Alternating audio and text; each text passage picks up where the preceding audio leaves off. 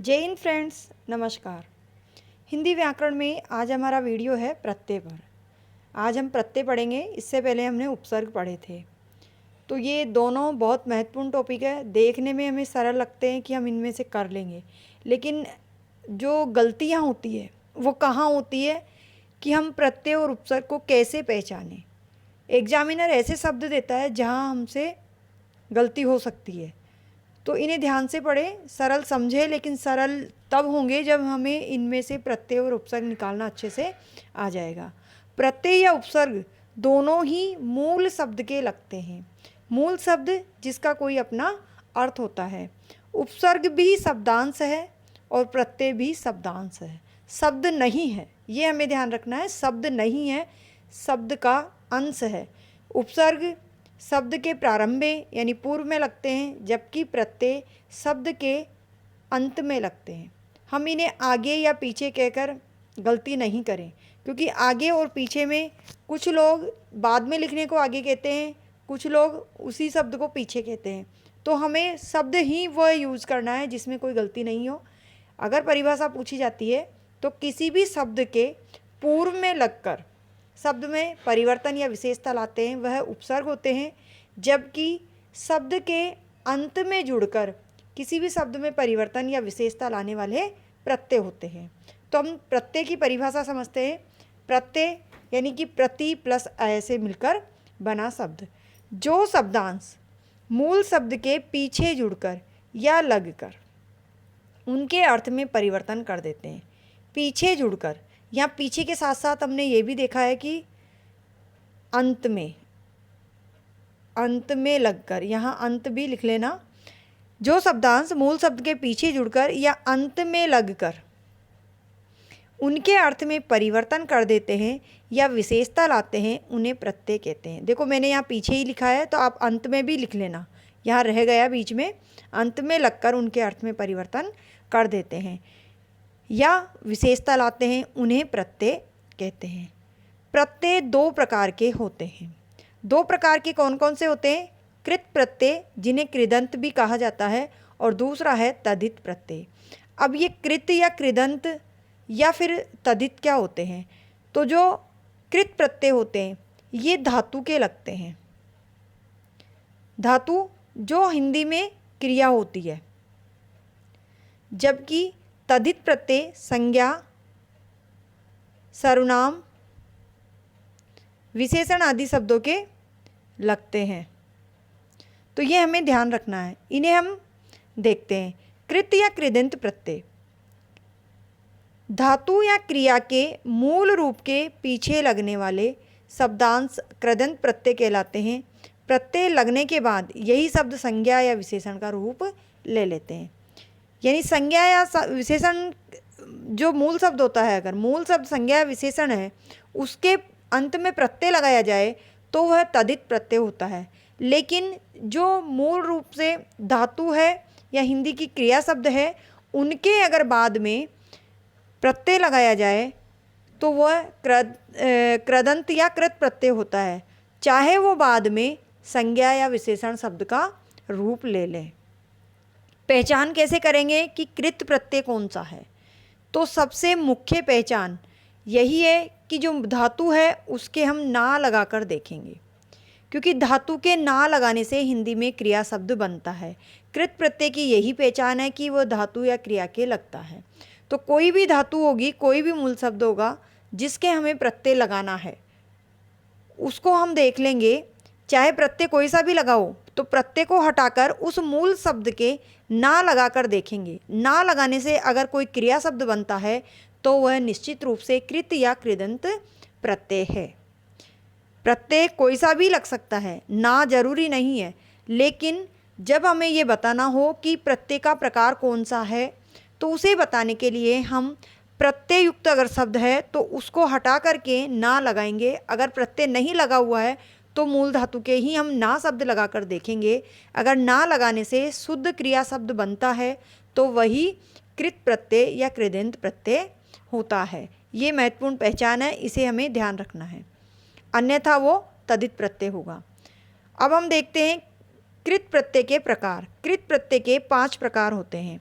सबसे पहला होता है कृतवाचक कृदंत प्रत्यय। कृतवाचक, जो कृतवाचक है यानी कर्ता के रूप में बोला जाने वाला प्रत्यय।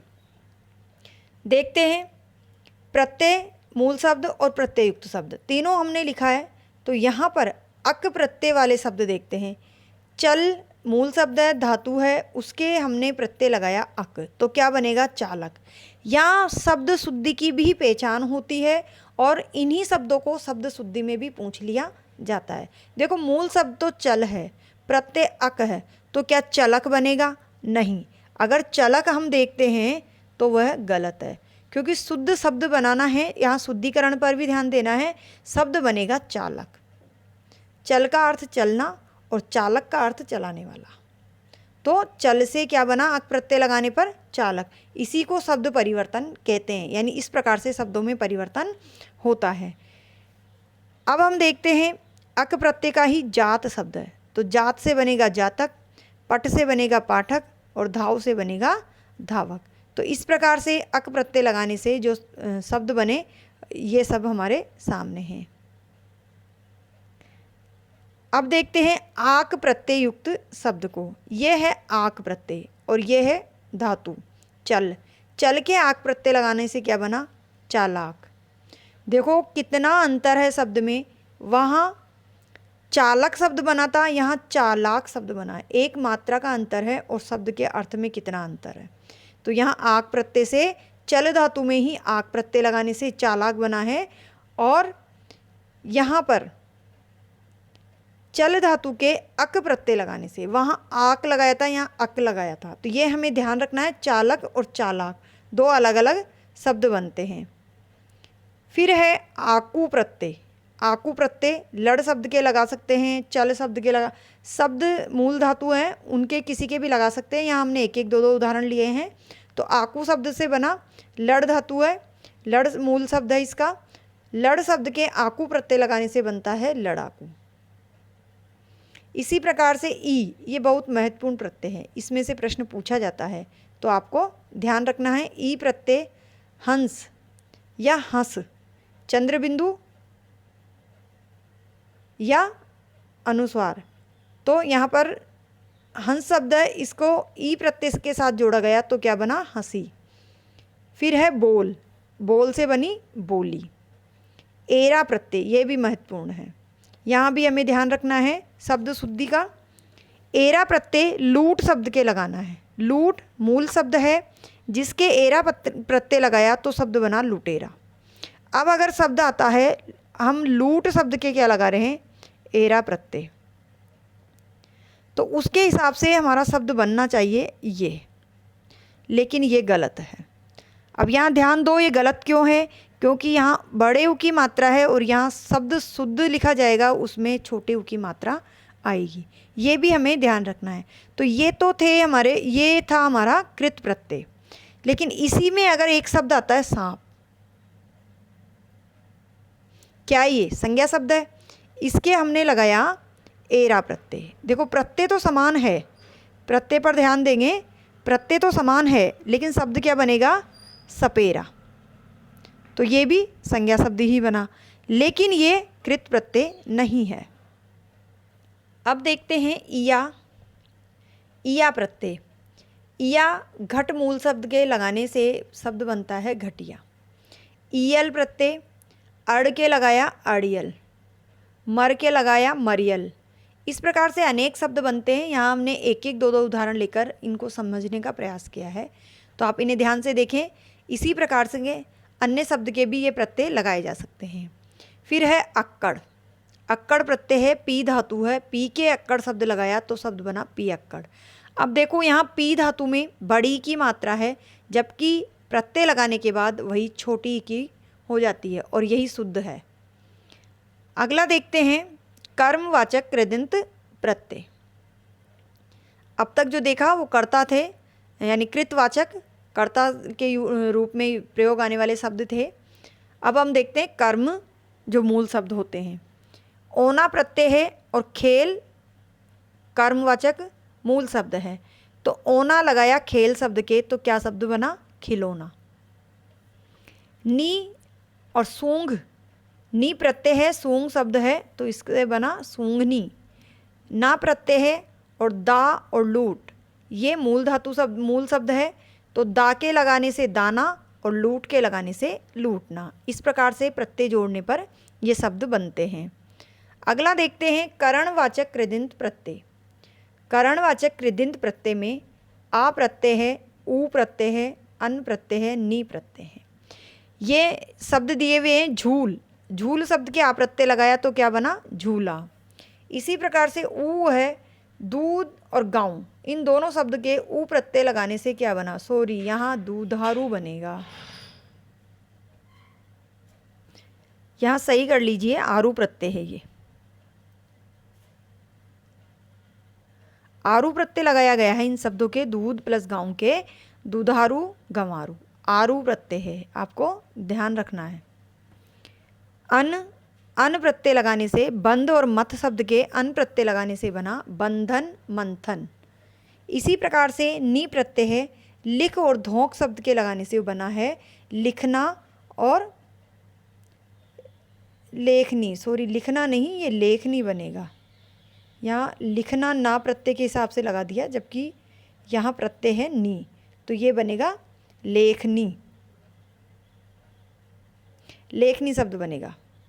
हम यहाँ दोबारा लिख देते हैं इसको, लेखनी।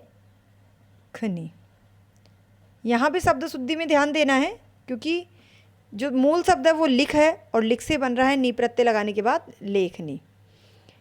आगे देखते हैं भाववाचक कृदंत प्रत्यय। भाववाचक शब्द बनेंगे प्रत्यय जोड़ने के बाद। तो ये कौन कौन से प्रत्यय हैं, आ प्रत्यय है, आ प्रत्यय जोड़ा हमने जोड़ और पूज शब्द के साथ, तो क्या बना, जोड़ना पूजना, ये भाववाचक शब्द बनते हैं। आई प्रत्यय रंग और पढ़ के वो जोड़ा, तो रंगना पढ़ना। इसी प्रकार से ओती प्रत्यय है, ओती प्रत्यय चुन और फिर मूल शब्द है, इनके साथ लगाने से चुनौती और फिरौती बनते हैं। दो मात्रा होगी यहाँ पे। ती प्रत्यय है, ती प्रत्यय जोड़ा हमने धर और गिन के, शब्द क्या बने, धरती गिनती। इसी प्रकार से आव प्रत्यय है, आव प्रत्यय लगाया तन और चढ़ के, तो आव प्रत्यय लगाने से बना तनाव और चढ़ शब्द के लगाने से बना चढ़ाव। आवट प्रत्यय, आवट प्रत्यय सज और बन शब्द के लगाने से सजावट और बनावट शब्द बनते हैं। इसी प्रकार से आऊ प्रत्यय, देखो थोड़ा सा स्वर में ही चेंज है, लेकिन हमें पहचानना है कि कौन सा प्रत्यय है। टिक और बिक, टिकाऊ और बिकाऊ, इस प्रकार से ये बनते हैं। अब अगला और आखिरी देखते हैं क्रियाबोधक कृदंत प्रत्यय। ये कृत्य या कृदंत प्रत्यय के हम प्रकार पढ़ रहे हैं। इसमें पांचवा प्रकार है क्रियाबोधक कृदंत प्रत्यय। हुई, हुआ और हुए, ये तीन प्रत्यय हैं और शब्द है चलती, तो चलती के जोड़ा, ये बिल्कुल इनमें कोई परिवर्तन नहीं हुआ है, बस साथ में प्रत्यय जोड़ दिया गया है। चलती हुई, पढ़ती हुई। हुआ, जाता हुआ, पढ़ता हुआ। हुए, जाते हुए, पढ़ते हुए। तो आज हमने देखा कृत प्रत्यय के प्रकार, जो कृदंत प्रत्यय हैं इनके हमने प्रकार पढ़े। अगले वीडियो में हम इसी के दूसरे प्रकार यानी तद्धित प्रत्यय के बारे में पढ़ेंगे, और साथ ही बहुत ही महत्वपूर्ण जो प्रत्यय परीक्षा में पूछे जाते हैं उन सभी प्रत्ययों को भी इनमें शामिल किया जाएगा और आपको बताया जाएगा।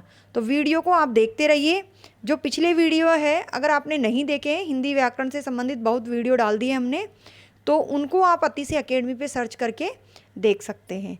वीडियो अगर पसंद आया हो तो प्लीज़ लाइक करें, शेयर करें और चैनल को भी सब्सक्राइब करें।